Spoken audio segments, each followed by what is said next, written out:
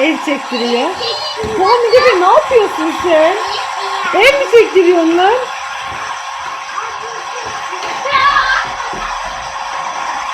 Muhammed Efe sen ev çektiriyorsun. Hani kablon? Makinen nerede senin? Bak hepsi burada ama bunları bir tane takman gerekiyor Muhammed Efe. Kızım hortumu da al sultanlığı şuradan.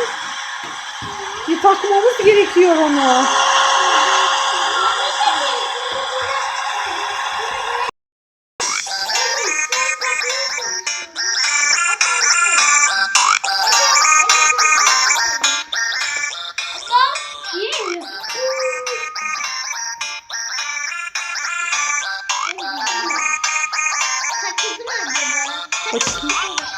Ay sultanlar öyle mi çekiyorlar?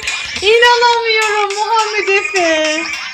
Muhammed Efe bunun ucunu takmamız gerekmiyor mu? İki tane süpürge başlığı var bakın. Muhammed Efe senin makinen nerede Muhammed Efe?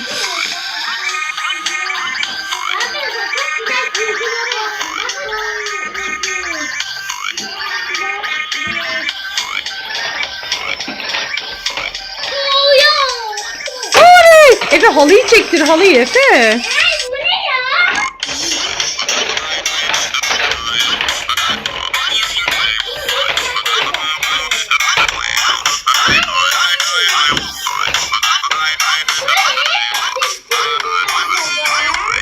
Muhammed Efe ev temizliği yapıyor.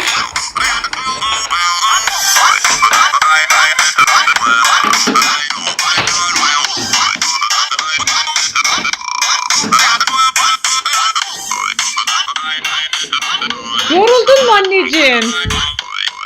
Yeter mi bu kadar ev çektirmek? Tertemiz olmuş halımızın üstü. Tertemiz olmuş. Muhammed Efe. Muhammed Efe. Anneciğim. Şuraya koy anneciğim. Bitti işimiz artık. Çektirdim mis gibi oldu. Bye bye.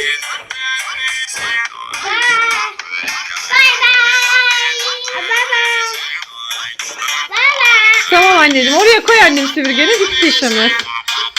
Biraz da yarın çektirirsin. Ellerine sağlık anneciğim. Muhammed Efe ellerine sağlık. Bay bay.